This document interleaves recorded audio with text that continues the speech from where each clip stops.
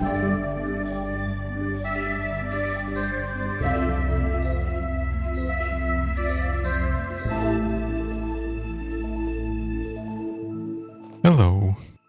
Hey.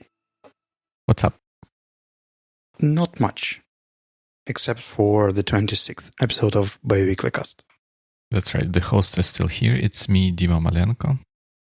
I'm Slava Rudnitsky, and today we are going to talk about the way to run multiple projects at the same time. And surprisingly, there's no follow-up. Yes, I guess that's because we recorded our previous, not yet published episode like 2 days ago, 3 days ago. I didn't manage to come up with any meaningful follow-up. So we'll just get down to business. And probably we should start with a little intro on why we are here and discussing this topic. Right. That was part of my initiative because I, at a certain point, realized that I happen to manage a few projects in my company. Basically, I'm doing my CEO job and I have to run the company with strategy, top managerial team and stuff. I run business development team separately, which is basically a sub-role. Mm-hmm. I work for myself there. And then I have this, I would say, administrative work like finance, monitoring, and HR activities, which are kind of separate from it's different people and different teams there. So I would say 3 projects. My CEO team, my biz dev team, and admin team. 3 teams that I run within Savvy, which is okay. But then I happen to run a team on L&D community. We are preparing a course for learning and development. Right. And they are volunteers. So it's a totally different dynamics and totally different style of communication and managing things. And then from back a few weeks ago, I got engaged in a military education project where I would also have to run a team and manage some people who run educational initiatives for Ukrainian army. And guess what? Here I am asking you for advice and supervision because I think we could discuss some practices and things that could help keep these things on track and keep the priorities straight and work somehow efficiently. Right. Well, that's a great topic. I have two items straight away. First one would be that when you said you would ask for my advice, I think I would hope and kind of would set a level of expectation that this is going to be a discussion, right? So I may have some ideas about that, but I have my own struggles in that department as well. So that we'll try to debug the problem together, right?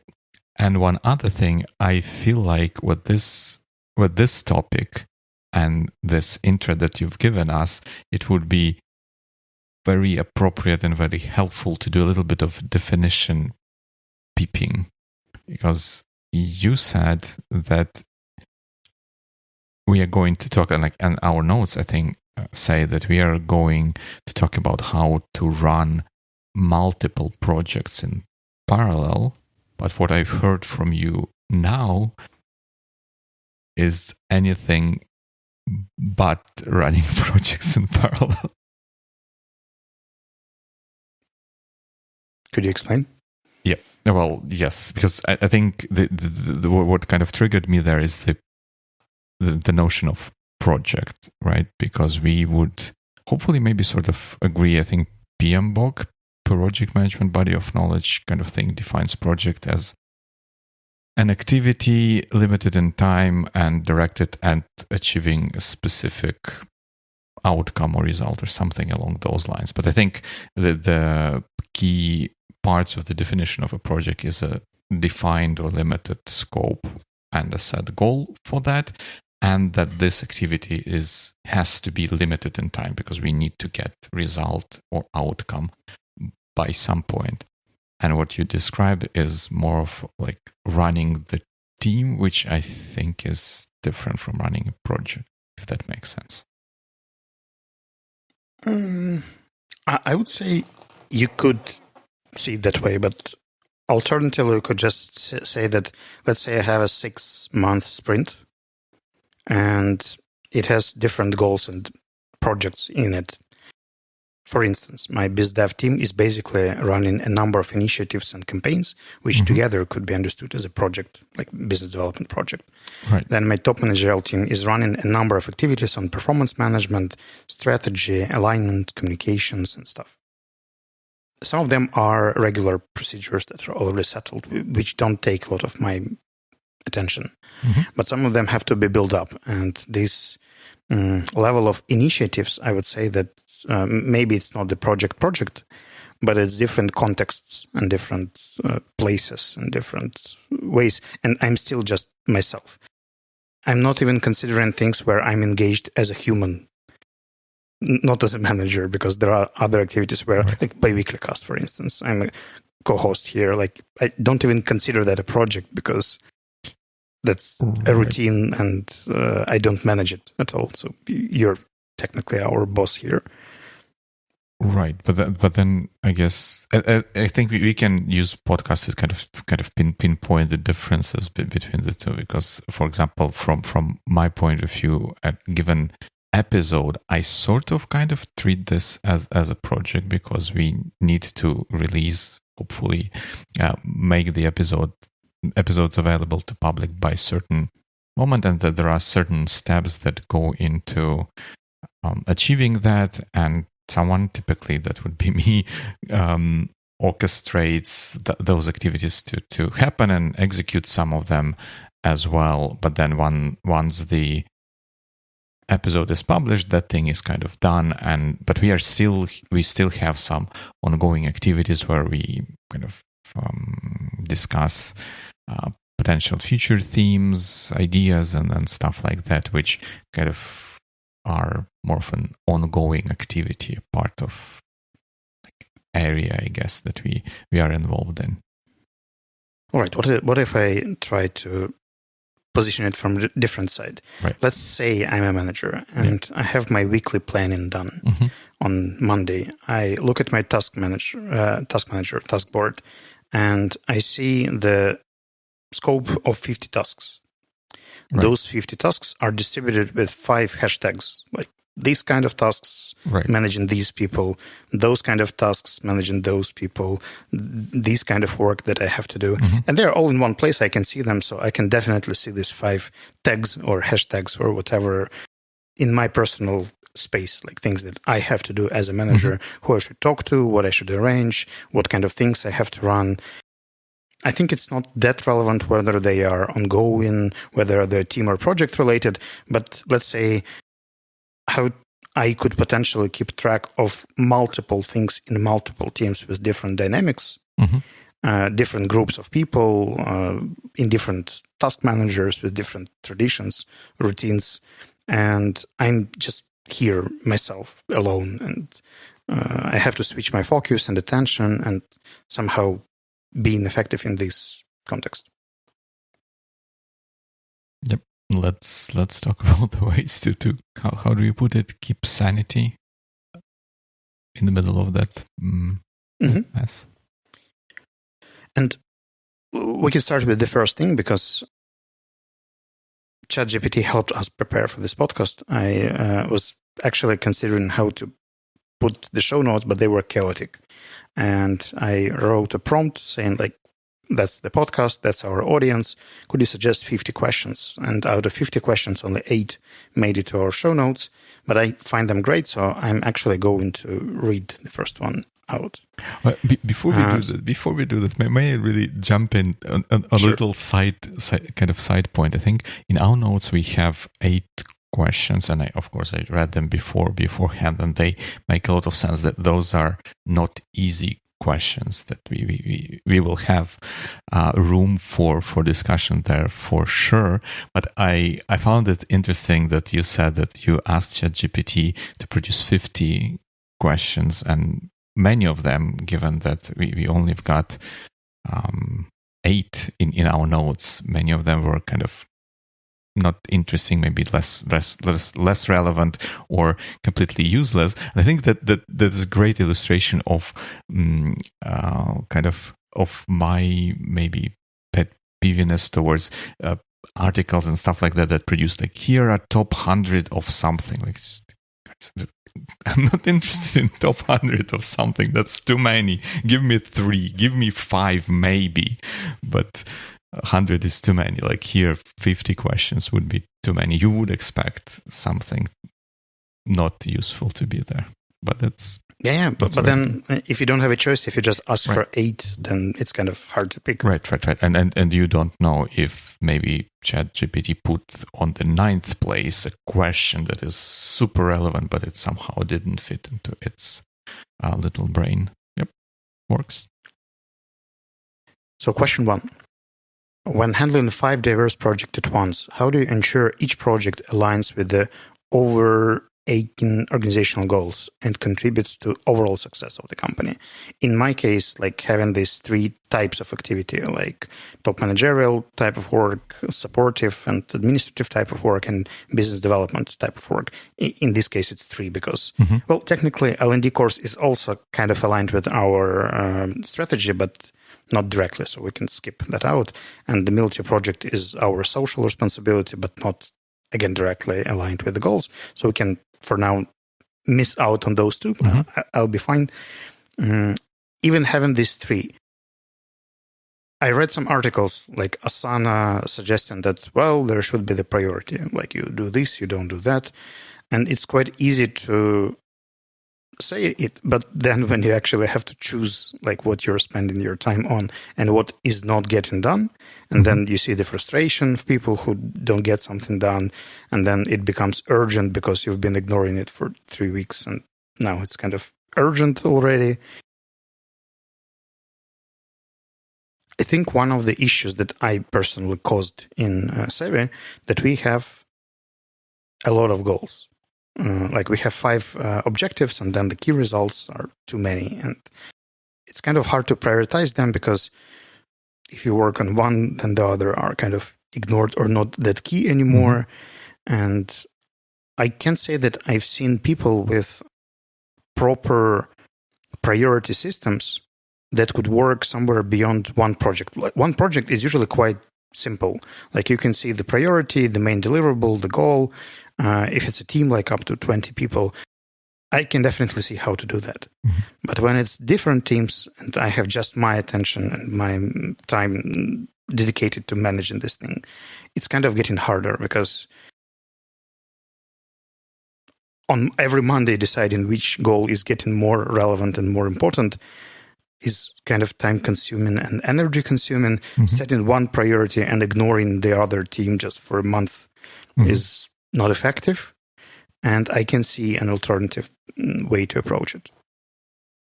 That's interesting.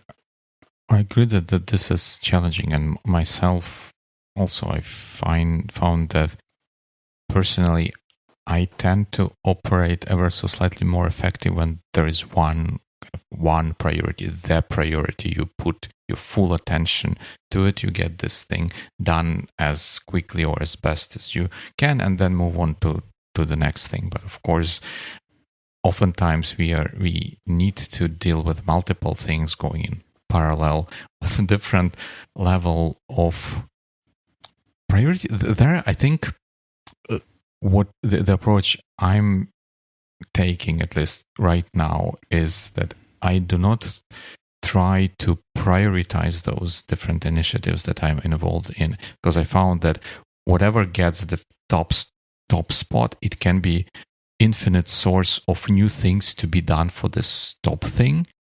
And then it becomes very tricky to evaluate kind of this particular task for top 1 priority project or initiative versus this task, which is top 2, but is like more people dependent. Like it becomes very, very, very difficult and very tricky and time and energy consuming, at least in my case. So what I'm trying to do now is that I'm trying to decide upfront how much time I sort of want to spend on those things. Like if something is P1, let's say, I would say it will take 60% of my time. Top 2 and top 3 thing will get the remaining 20, and each remaining 40 split equally between them.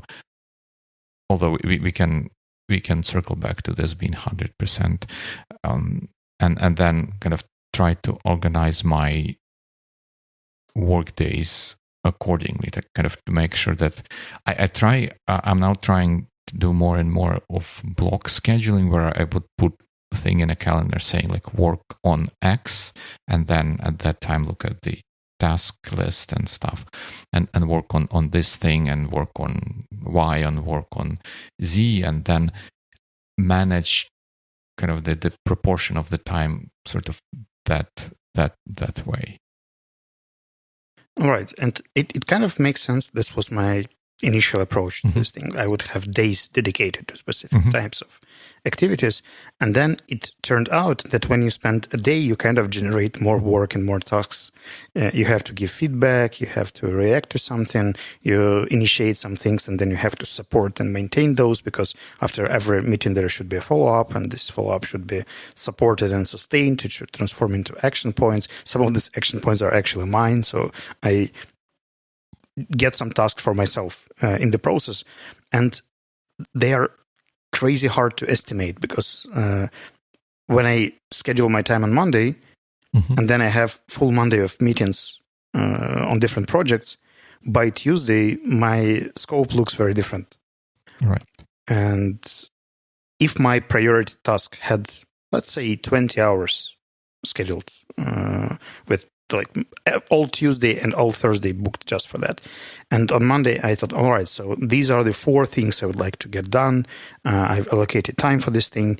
And then after Monday, I can see that, all right, 2 more things are coming, and they're kind of urgent because they will not let other things happen. And now I need more time. So I have to cut it from some other things, or I have to lower the priority of some of the things that I've already picked for this thing. And this is where the challenge happens, because as you mentioned, when you actually deep dive into something, there are a lot of angles and deviations and follow-up things that pop up after you work on, I don't know, for a few hours on something. That's tough, because that's true. I think I would have maybe 3 things to say about that.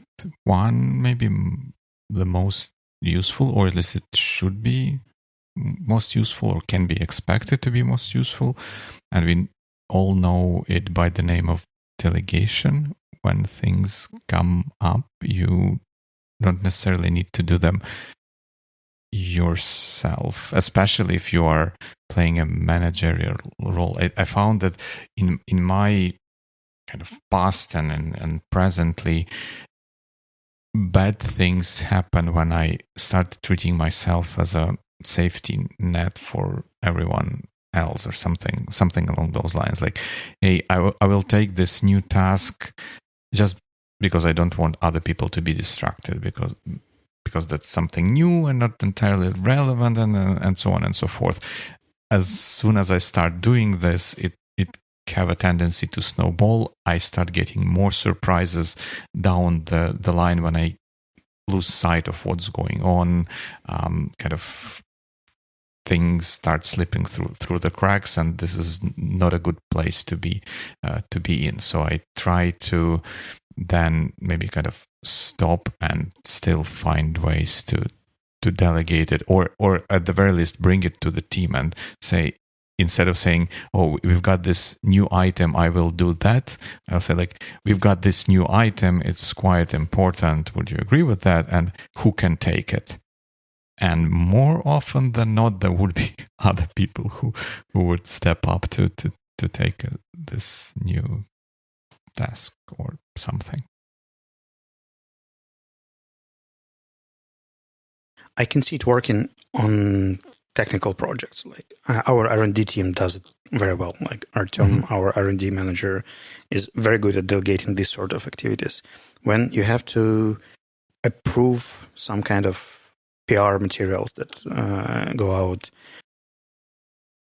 financial reports, and this kind of work is really hard to delegate. Like, I would probably need a CFO or someone, but we can't really afford one yet. Mm-hmm. So currently, I'm the most competent financially, so I can delegate the financial tasks. The only thing I can think of is HR manager. Like, we could hire one and kind of ease some of the activities. But let's get to the other 2 points, because I'm really curious before you forget them. Right. No, I'm trying to reiterate them in my mind. I know it, but you're right to be worried about that. The other point was related to 100%, right? What I started with, right? Distributing all 100% of time between different projects or initiatives also is sort of an anti-pattern. Like, there should be a little bit of a buffer to absorb any unexpected work. It is tricky. I don't know. I don't have a good recipe for how to set it up. I think maybe it works differently for different people, but something like that has to be there to the point where, for myself, when I start thinking that I don't think I've planned enough for me to do, I'll be kind of sitting and waiting. That's how I sort of know that probably I've got enough buffer over there. So I try as much as I can to intentionally under promise and kind of not subscribe for too many things, for I know that new, maybe not necessarily important, but urgent things will come up. That is fair. And in my schedule, it's Friday. Like, I have Friday without any meetings. And usually I don't plan to work on Friday, but I always do eventually. And it's always something else and something different. And Friday is not enough, but I can't see how I can make it 2 days right now. There are meetings that have to be done and administrative tasks that have to be done. And it's kind of hard to clear up more space, but I really like the concept. I think that scheduling less could potentially work. The only thing is maybe to increase the talent density on the teams, so more of the task could go to the team, because currently my biz dev team is middle to junior to middle, in that range. Middle to junior is a downshifting. Could get more senior, and probably that would again free up some time. It does make some sense. So let's get to the third point. If you still, the third point is more the philosophical side, and that would be the kind of observation I would offer when people like in this case, you're sharing something, and I wonder if this might be helpful, because I cannot say that. I would say this to others, but this is something that I think is difficult to kind of catch yourself. What I'm trying to articulate here is that when it regularly happens that new things come up which are sort of urgent and important, that disrupt the whole flow, the whole workflow for a week. If it happens once, then okay, I guess like things happen. If it happens twice, it's like it's kind of has been suspicious. If it happens regularly, maybe this is a sign that it would be useful to take a break, or it's like take one step back and maybe reassess and replan how this whole work is doing. I think this is similar. Well, maybe not this. It is similar, but it's not dissimilar to the idea of zero bug bounce thing that is supposed to happen in the end before the release of software project. We expect that if things go normally, we will, when we first start QAing and testing the software product, we will find lots of bugs. Like, that's more or less natural. But then as we fix those bugs, we would expect number of bugs and severity of those bugs to be going down and down and down. And that would be normal. If that does not happen, that may be indicative of a bigger problem with our product. Maybe the design is not reliable, like something might be amiss there, and it kind of a signal to stop and debug what's going on. So like the third thing was that if you feel like often it happens that you have to sort of, you didn't say that, but I'm exaggerating, like throw away the plan and kind of replan to accommodate for new tasks, maybe it can be worth to look at if there is any pattern to those tasks and maybe plan them ahead of time, if it's like regular review of financial documents or things like that. Mm-hmm. It does make sense. But then when I think about the reasons why things go sideways, it could be bombing or something that you can't really predict or reconsider. And as I was listening to your metaphor about this zero bug, what was the zero bug bounce? Well, it expected that like count of bugs goes down, down, down. It drops to zero, but then bounces back a little bit, but then kind of gradually settles on zero critical bugs or something along those lines. Mm-hmm, mm-hmm. To me, it's also sounds like another technical metaphor of refactoring. And when you actually make a decision that it's time to stop fixing and upgrading things, but just rebuild it from the very beginning and see whether it's not working on the right principles or the technology is wrong or the approach is wrong. It makes sense.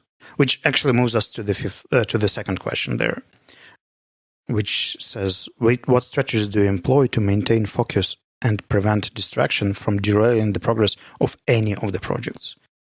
Put it in the context, when I'm focused on one or two main things during the week, the other ones are just waiting. Yeah, maybe I just come for the regular meetings. That's it. But there is no initiative, there is no push, there is no inspiration, there is nothing. And if it has been happening for a month, like let's say 4 weeks, I was busy on alternative projects. Mm-hmm. The overall morale and motivation of the team is decreasing because if you don't spend enough attention and time and don't provide feedback and basically don't care about the results of a specific team and you don't show it explicitly enough, things start going wrong. And if you switch the attention too fast, it kind of reminds me of the time when I was living in between two cities, Dnipro and Kyiv. It was the moment when I didn't have any friends in Kyiv because I didn't have any free time to go and socialize. But I haven't had any friends in Dnipro because I was always in Kyiv and I never had free time in Dnipro. And I had to settle in one town just to have normal social life because then it wouldn't work otherwise.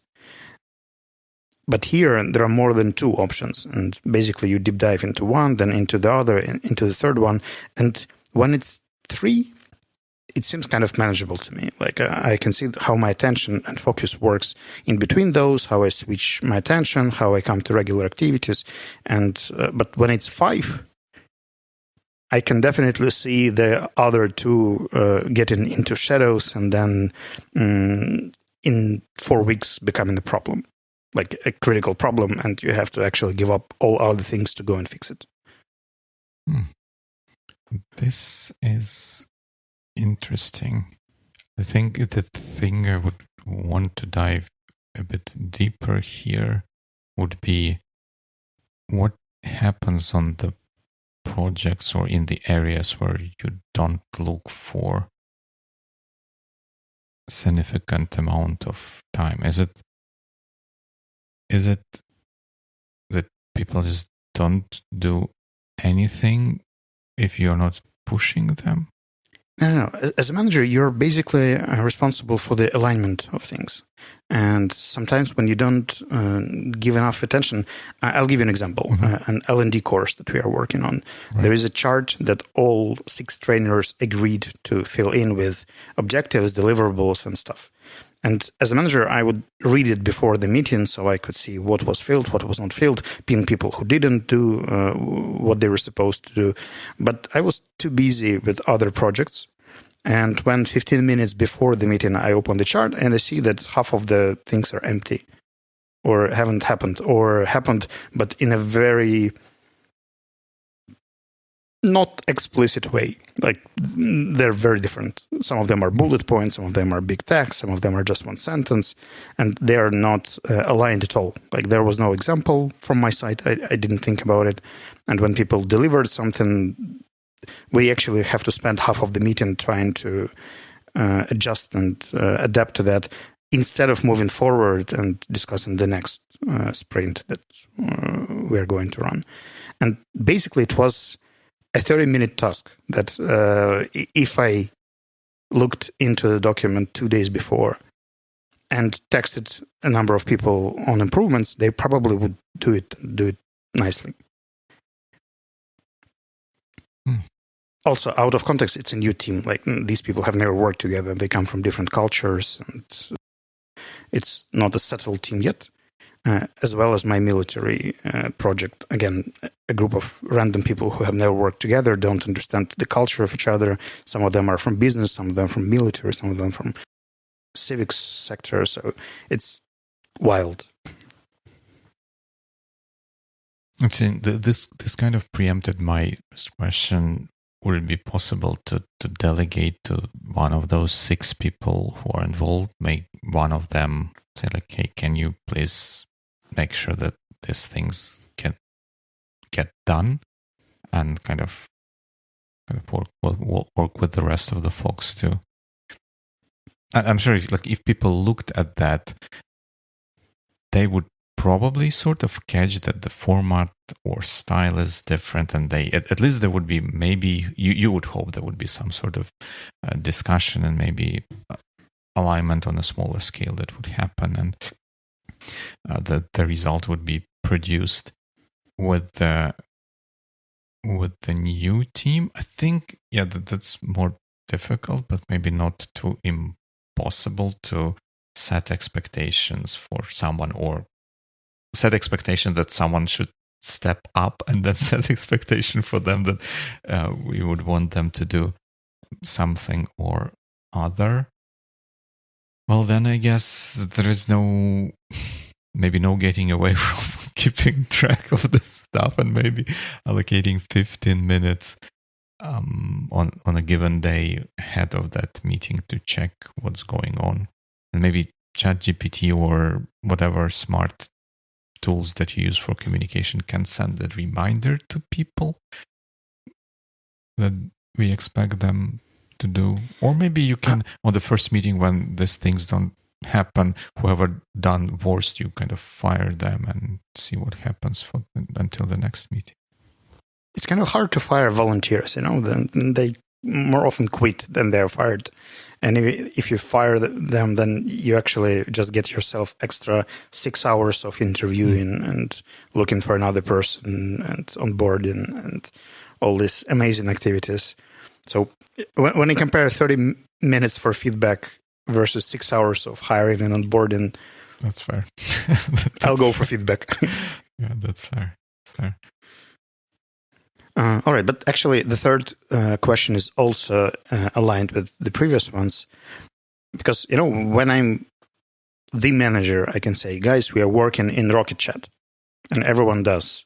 Right. But then I come to a volunteering project and they kind of suck with Rocket Chat and Slack and other things, and they don't respond frequently. The notifications are off, and even after trying to explain it, it doesn't work. And then the military comes and they, whoa, what do you mean Rocket Chat? Like Signal is the only secure and protected messenger, and that's where all communication is going to happen. But guess what? For them, Signal is 200-something unread messages in different chats all the time, and the response time is low, not just because people don't read it, they can't physically see it, because a lot of things are happening, a lot of chats, their entire life is in one messenger, and this messenger is filled with stuff. And that's the only place which is secure enough for them to work in. And voila, as a manager, I find myself torn.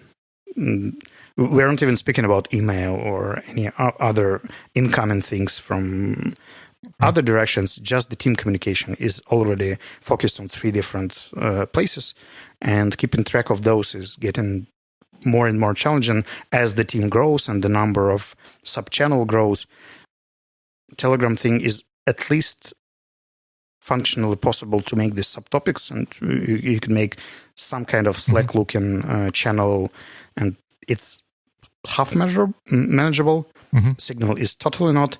And I think I just need a different system here, because if I expect people to react faster, if I have something urgent, like in the military, I actually have to call people to get some response, which I haven't been doing for years. But now it's like, all right, 6 hours, I haven't gotten the answer. I guess I'll just call. Yeah, that's fair and tough. I think I would have 2 thoughts about this. I think maybe it is ever so slightly easier maybe to see or to notice that when you provided the description of R&D course project, you mentioned that there is a team that's sort of, it's not dedicated to this project, but assembled specifically for this project. Those are kind of professionals, maybe of different background or different present occupation, but more or less they are kind of on par as far as their technical abilities and kind of knowledge of different tools and stuff that's used for communication, but they are new team. I think it does feel that in that case, kind of your job and task is not only to have this R&D course be delivered, but maybe before that can happen, to kind of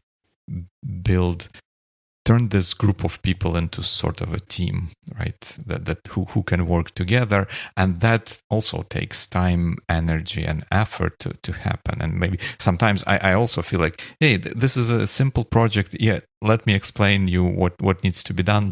Hey, everyone on board. Yes, let's go and do that. And then you figure out that people come with their own expectations, the different priorities, and so on and so forth. And you say, all right, yeah, now we need to invest into turning this into some sort of a team that would work for this project. So I guess maybe if you have not planned for that yet, maybe kind of allocate a little bit of time or kind of a portion of time for team, kind of turning this group of people into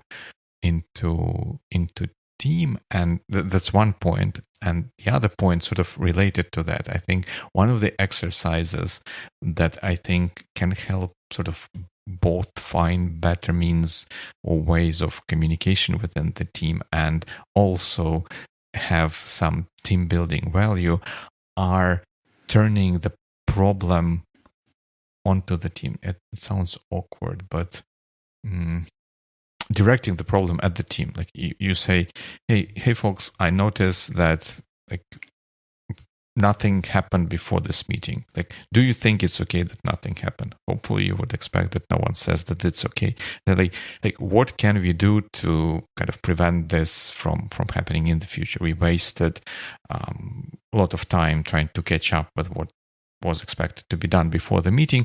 How can we organize things better? And people can come up with ideas. And often, if I do that, I find that people come up with ideas which I would not be able to come up with myself. And even though I may not agree with those, they quite often end up actually working for that group of people. And I'm like, well, yeah, that's fine. As long as it allows us to move forward, I would not push on kind of Slack or that, or other things. Let's move forward. That's how entire L&D community works right now, because there are so many cultures and sub-projects that operate independently with very different organizational approaches and managerial styles and ways out. But we are basically still circling around the topic of delegating and ability to give an authority to someone. And here is a challenge, because within my own team, I kind of know the capacity of people. I can estimate the ability to run something. When I delegate things to people I don't really know well, there is this really awkward moment when we publicly agree that, all right, let's say Vasilisa, will you take care of this? Vasilisa says, yep, I'll do my best. And then the quality of managerial work of Vasilisa is just poor. And everyone is like, seriously. And then there is this situation where I have to fix this, and I have to talk to Vasilisa and the team and find someone else and kind of smooth it out. And it's really energy consuming when you don't know the context, when you don't understand the capacity. And it's really hard to understand the capacity because people are crazy impressive at their presentations when they speak about their skills, their motivation, their abilities and stuff. And then like the first task comes and which is a challenge. And moreover, right now in the military type of project, I have no idea what these people are capable of. Like I haven't worked with either any of them. And it's really hard to understand who, because your suggestion previously was based on people who are willing to take the responsibility, but they should also be able to fulfill the task and have the capacity to do it. And this is something that is really hard to measure at first stages. And when these things overlap, it kind of transforms into a serious challenge. Right. Yes. Like, I don't think that there's a way to turn this challenge into non-challenge, right? Because if you know what people are capable for, it's difficult to kind of estimate, and just it's like spray and pray kind of approach. But then I guess if that's the case, we know that there has to be a little bit of a trial and error with people and matching their skill set and aspirations to kind of different levels of tasks or sub-projects or sub-initiatives that we have. Maybe we can think of a way to do that in a more effective way. Instead of signing up someone for running this entire half-year project, we ask them to organize the next meeting and see how they do. If they fail, at least they failed on just one meeting, not the entire project, and then we rotate from there. That would be my thinking, I guess.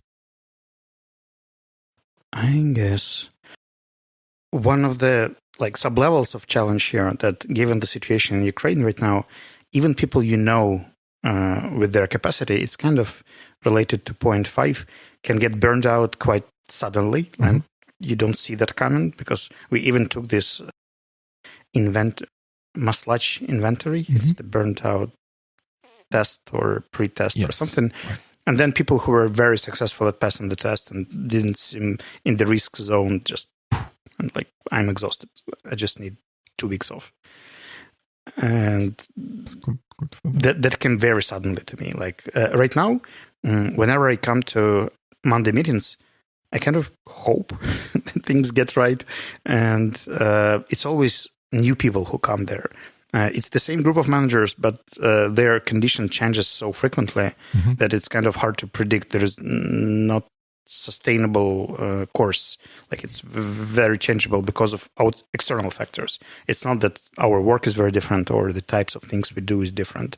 But let's say there have been a lot of air raid sirens for a few days, and it impacted people who were not impacted previously, but this time they just didn't sleep well or something else, or the kids that were staying with them were very stressed, or it's really, really hard to keep all those factors in mind. But that brings us to the 5th question about myself, not people. The risks of burnt out is real when managing numerous projects. How do you prioritize self-care and prevent exhaustion while delivering high-quality results?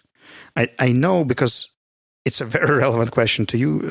Every time we record on Sunday, you think maybe there is some work I can do on Sunday to catch up or prepare for the next week. And this is the feeling I can't get rid of on Friday evening, when I kind of close the laptop and I think so many things to be done, so many things that could be done tomorrow. Right. And prioritizing this like offline time and spending this offline time with some actual quality and focus and dedication is quite a challenge. Right. And what probably doesn't help is that by the end of each day and by the end of the week, you look at your to-do list or your plan for that period of time, and you see quite a number at least of things that were not done, but you hope to have them done by that point. The struggle is real. Maybe let me circle back to the previous thing when you said that when like on Monday you hope that people kind of that everything kind of turns out more or less okay in the end, and then that people come as like almost like different people the next week. I think that's. I think, of course, that the war that's going on exaggerates and kind of amplifies a lot of things. But I think that the same general idea that stuff just changes, and the assumptions that we had, let's say, a week ago, let alone a month or like half a year ago, may no longer hold true the next Monday or the Monday after that, or even further in the future.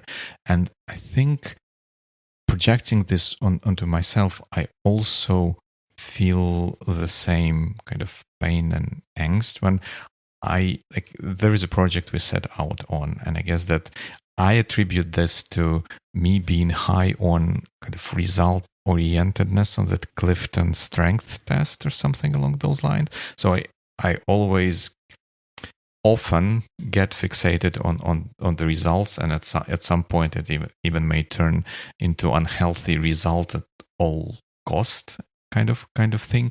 And I'm trying to build a mindset for myself to kind of be chill with those things, to kind of maybe not disregard, but at least discount assumptions or expectations that I had last week, and instead of basing my evaluation of the situation on last week's assumption, try to learn and observe and build assumptions which are more up to date and evaluate and assess the new steps from that point of view.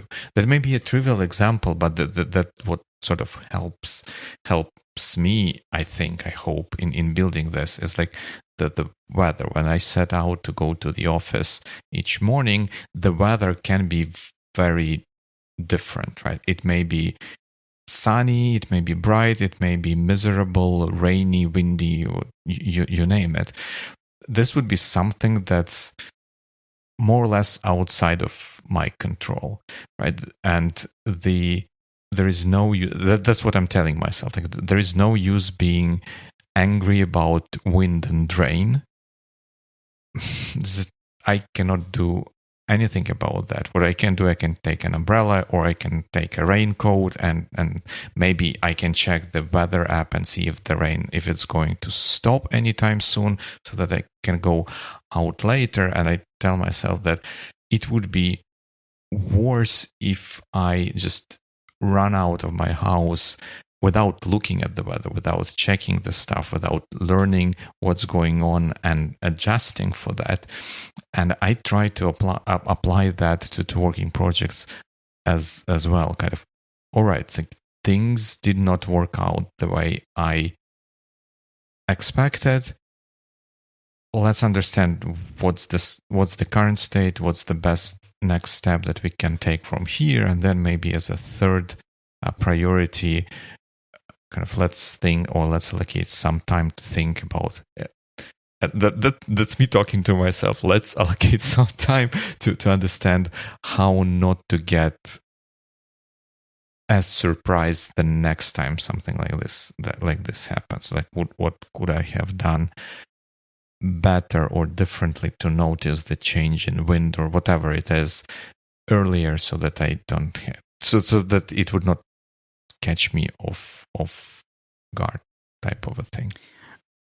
And that's what I'm doing. That's what kind of eating up a lot of my time. Because let's say I'm trying to delegate something. In order to delegate something, you would have to understand who you're delegating to. Right. Previously, I would just trust my judgment. I would say like, this person seems reliable. Let's try. Right now, the reliable person next week could be not that effective. And you would have to see the little things like the replies in the chats, the overall dynamics in the efficiency of the tasks, the quality of the tasks done, the level of communication, the response time, and some other minor things. And checking those is time consuming. Like, if you look, just scroll through a number of chats, get to the task manager before you talk to someone, pumps minus 10 minutes because they're different places, different activities, and then hopefully you're not distracted from this by something else coming. So it kind of builds up this controversial feeling because on one hand, to delegate, you have to trust your judgment and the person. Mm-hmm. And when you don't trust your judgment because things are very changeable and you can't fully trust the person, then how do you actually delegate fully and make it actual delegation, but not just another micromanagement transaction?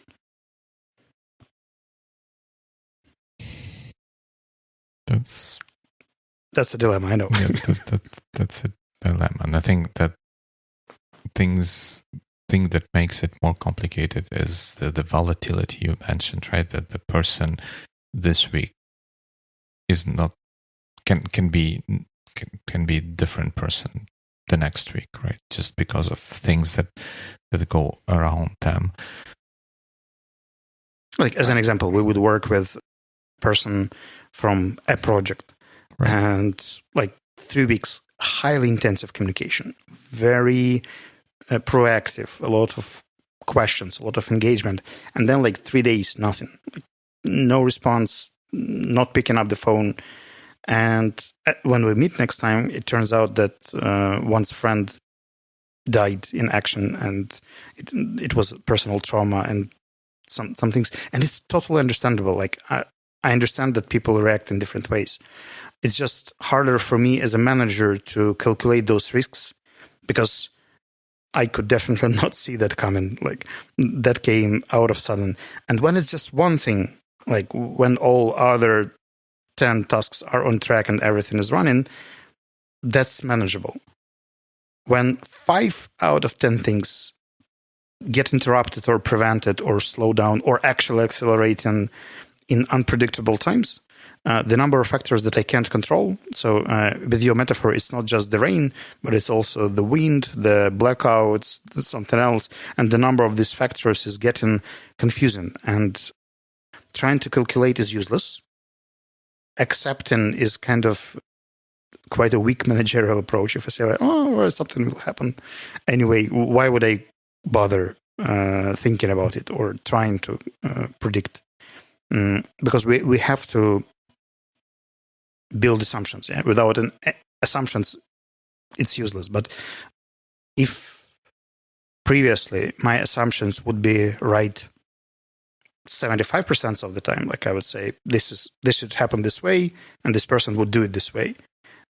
I'd say, all right, 25% is a fair amount of risk. I will just consider that something can go wrong. I will double check, and that's fine. Right now, my assumptions are 35% right, best. And not because of the person even, like not because of our relationship, not because of the project, but some external things. And with this level of changeability, when I listen to this managerial guru about all the changeable world and how we should adapt to change, I'm really curious how, because old methods are kind of failing, and I wouldn't like to lose the trust in myself as a manager in this process. But at the same time, I can see that my predictions are getting less and less effective, and maybe it's just me. But then I talked to my colleagues and friends from Aspen, from some business communities, and pretty much all of them say that even the most stable, sustainable, emotionally intelligent employees are quite changeable these days. And basically, it's just a trend in our business that many managers and entrepreneurs feel. What I'm afraid of is that it might accelerate. Like the amount of factors is increasing, the emotional tension is piling up, and chances are that we will just adapt to it and make smarter decisions or delegate easier or read the situation better are lower. Moreover, we are getting tired and exhausted, and so the risk of this mistake is actually increasing, which is quite pessimistic. Right. I'm sorry. Yeah, that's heavy. That's heavy. I don't know, like what I the thing that comes to mind for me is if we take a little bit of kind of try to adopt engineering sort of mindset to solving this problem. So you said that the initial situation where the likelihood of expected outcome was 75%, it kind of flipped, and then you estimate that a likelihood of positive outcome is 35% or something along those lines. You said. I think that is a signal that we need to adjust the process. Obviously, thanks, Cap, right? But I think the way how we can adjust is that we need to, in order to plan our activities and kind of estimate something and kind of calculate where we are going, we need certain things to be stable or invariant, right? I think that's one of the things that you're referring to. We want that stability of getting result with high likelihood.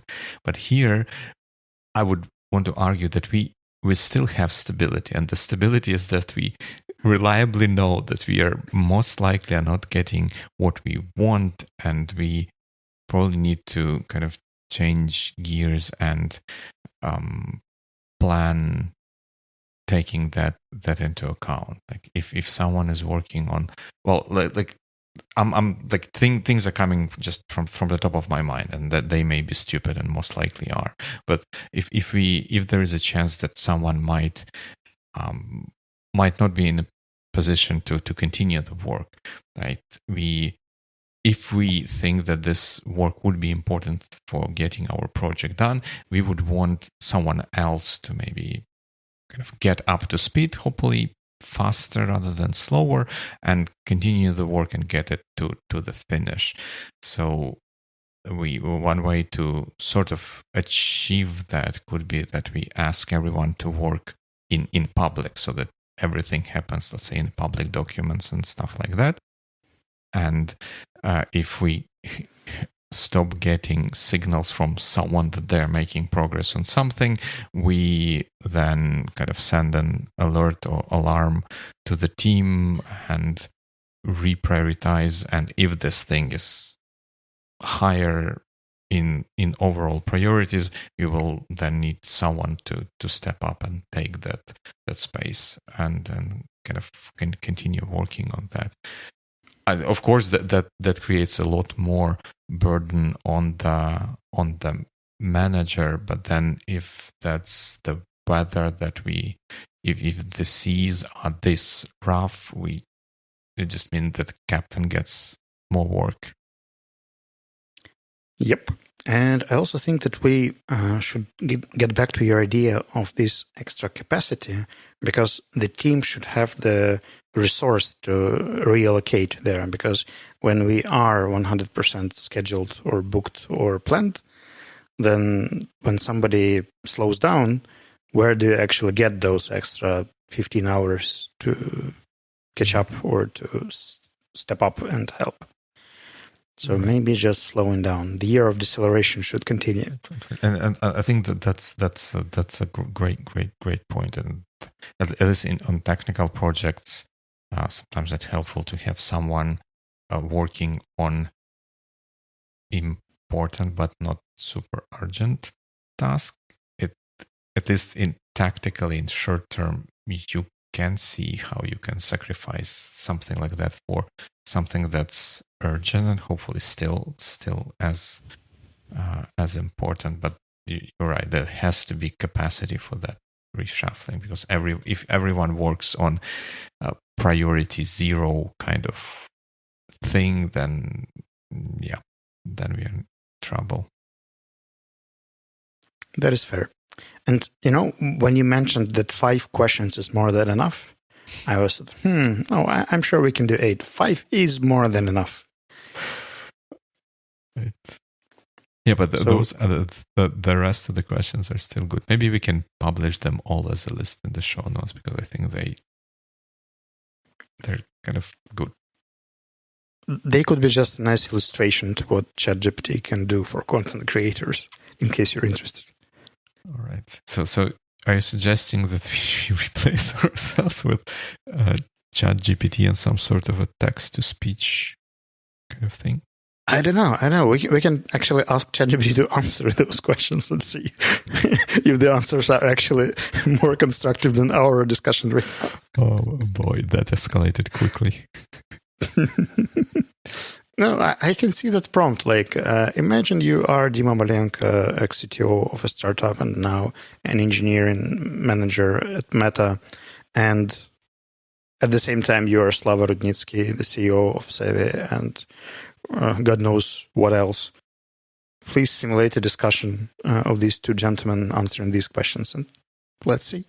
Maybe we don't actually have to record the next episode. I think I may even recall someone doing exactly that. Like some of the people, they left huge body of public work, and I think people generated dialogue between some like Socrates and someone else about something, just with the model trained on their work. So next time you hear, hey, this is Biweekly episode 27, please be very cautious. It might be on the lookout. Artificially generated. Double check that it has the label organic, human produced, and stuff like that. Right? With grammar mistakes, hopefully. Yeah.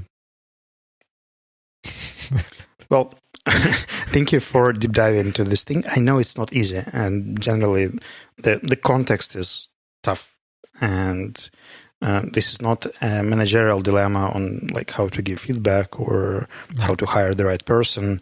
It is complex and emotionally draining. That's why I really appreciate your input. I will definitely re-listen to our episode, because being in a conversation and listening to a conversation are two different things.